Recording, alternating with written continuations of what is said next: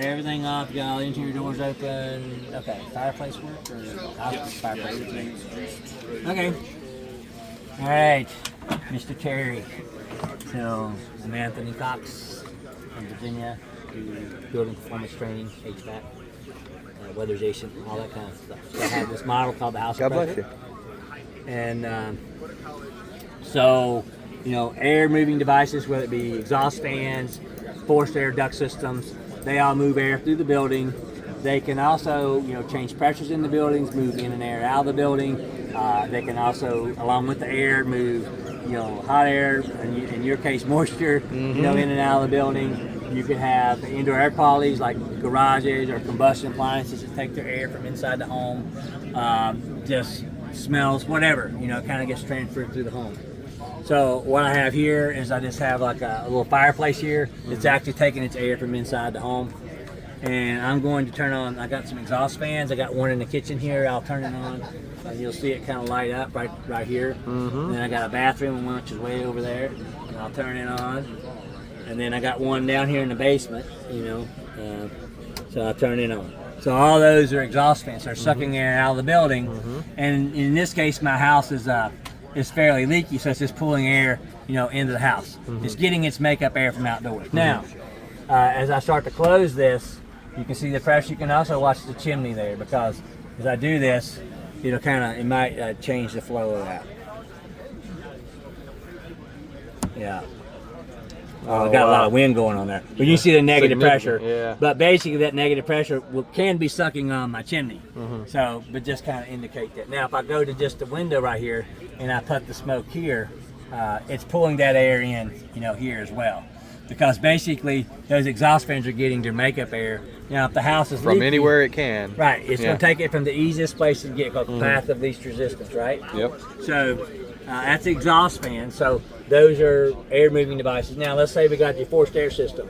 So in this case, I'm going to turn this on, and Oh, you need marker? no, I need a cloth.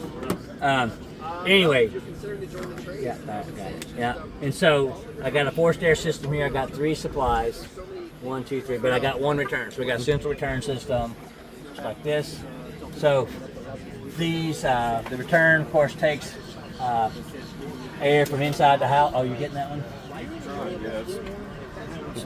Okay, but anyways, pulling return air from the house that goes through your system. Could be in the attic, could be in the basement, could be in the crawl space. Goes through your return duct, through the supply duct back in the house. And even though I've got 3 supplies and only 1 return, ideally it should be balanced. Right. You know, so your duct may be outside. It might be in the attic or a vented crawl space. Yeah. It's running in unconditioned spaces, but it's moving conditioned air. Right. So as far as the house goes, I'm going to turn off these exhaust fans. So I turned the exhaust fans off. I'm actually going to turn the air handler off as well. So everything is off now, and if you look on the inside there, we got some wind blowing, so it's jumping around a little. Yeah. You see the .00 there? Yep. Now I'm going to turn the air handler on, the furnace fan. Now, I would typically do this like in air conditioning mode, because you typically have a higher fan speed. Right. And we want to see what happens to the pressure in the building. And so I'm going to turn it off, and then I'm going to turn it back on. And you see it barely changed it. Right. So that's a good sign, meaning that things are pretty well balanced. Yep. So, but let's say I make a leak in either the supply or the return. Yep. So the supply, you see, one of the supplies is right here. Okay. And so Eric is going to make a leak down here. You have that. Yep. So he took like a little plug right here. So now, And then boom. if you go back over here real quick, so when I make this leak, you'll see those streamers stop. So now that air that's blowing in this room is now blowing out somewhere else, outside, wherever your duct is. Into your attic, into Could your be basement. the attic, Yeah. crawl space, basement. But watch what happened to the pressure in the building here. So now it's going negative, because this return right here is still looking for that supply air that's leaking out in the attic or the basement or crawl space.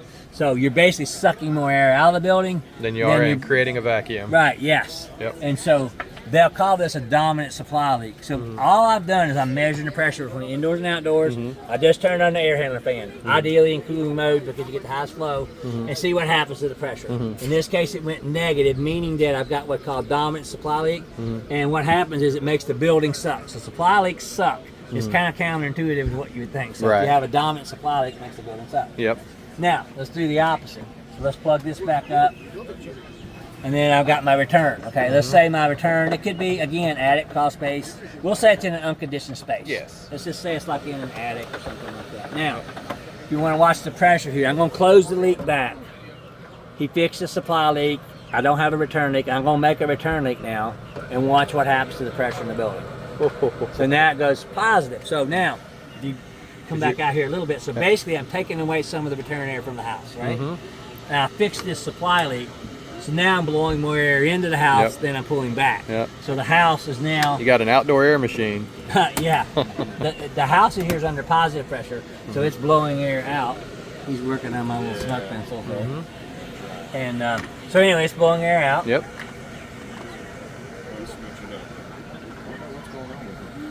You gotta have it over this little hole. Yeah. There you go. Got a squeeze hole. Yeah, I was ready See, to too, right? so there's the return. Yep. And it's pulling air in. Now, the house, like we say, is at a positive pressure. It's blowing air out. But wherever the leak is, you know, so a dominant return leak makes the house go positive. Now, but if I had a really leaky house, you don't see the pressure at all. So sometimes your home is so leaky, these pressures don't. You still got the leakage and the issues going on. And it's extremely inefficient too, because now you're conditioning unconditioned air and you're wasting the conditioned air. So. So if let's say this in the attic in Houston, you get hot in the attic in the summertime in Houston. A little bit. A little humid, little moisture there. So now where does all that go? If this duct is in the attic, you know, not my cross space, then that's an outdoors pulling in all that outdoor, adding sensible load, adding latent load, making the house just like icky. Usually after your filter too, so now you're, you know, getting your system dirty and making it less efficient. Right, so your filter grill might be in the house where you change your filter. Yep. But then there's a duct that goes from that grill to your unit, which might be an attic or cross space. But if there's leaks in that, that dirt or whatever goes bypasses that straight filter. up unconditioned so you can air. clean your house this week and it gets dirty next week, and your filter can be totally clean. Because the filter's not seeing all the dirt. But your blower and your coil aren't clean anymore. Right. Yeah. So your blower and your basically your equipment and your coil, and if that gets restricted, you get low airflow, and then you start having issues with the cooling coil performance freezing up, and you're not getting the performance that it should. Exactly. The other thing about this, though, is just like indoor air quality and things and stuff like this. So if this is in the attic or the crawl space, anything that's in those spaces are now in your home. Yep. You know, in some cases. All the pollutants. Yeah, and you may even have an attached garage, you know, in some homes. And so I have a little car in here. And I'll turn this little car on. Oh, there you go. Yeah, so now the car is, you know, got combustion gases. And then let's say that I have the return here, and when I close the house up, you can actually see it start pulling the combustion gases from right the into car. your living space. So you really don't want to start your car up in the garage other than just to move it out, and then ideally close the door behind you because then it can still pull air in. But part of that is because this duct is creating the pressure. Negative pressure. Yeah, now your furnace, or you might have ductwork in your garage. But if you do, it's really super important that ductwork be sealed because you won't want communication between your garage and your house. And you be want very dangerous. Yeah, so the ductwork would be sealed. Any surface between that garage and the house, any connecting walls or ceilings, not floors, but ceilings and walls, you want to make sure those are air sealed so that if there are pressure imbalances or something, it's not sucking air from those spaces. You know, in some areas I may have where they got water heaters in the same space as like and it could be that your furnace and the water heater are in the same closet. Yeah. You might have a little mechanical closet. And so if I turn on my water heater here, it'll come on. Yeah. He did this about 30 years ago. He's almost months. There it goes. Now I've got this now. I'm going to open this up. You can see it'll start to turn around now. See it going up? Yep. Now you could have even a leaky house, but have a small mechanical room with the return, and you got a return leak with the water heater. And now when let's say the mechanical room door is open for the rest of the house, and then you close the mechanical room door, and that return leak now starts sucking on the chimney. Right, exactly. Yeah, and if I say I seal this leak, and so if I seal this leak, now I put this back on, smoke goes out the chimney because it's not, the return's not sucking it. But what else is in that space? I got a dryer. So the dryer, if I turn the dryer on here, it's going to be pulling air out of the house. So I'm going to turn the dryer on, and let's see if it affects it. So now it's pulling, again, it's pulling the flue gases down the chimney. But that's because the water heater and the dryer are taking air from the same space. The water heater, because it's what they call atmospheric. With no makeup. Right, that's taking the makeup air from the dryer Yep. is now coming from the chimney, and the combustion air is being used by the dryer.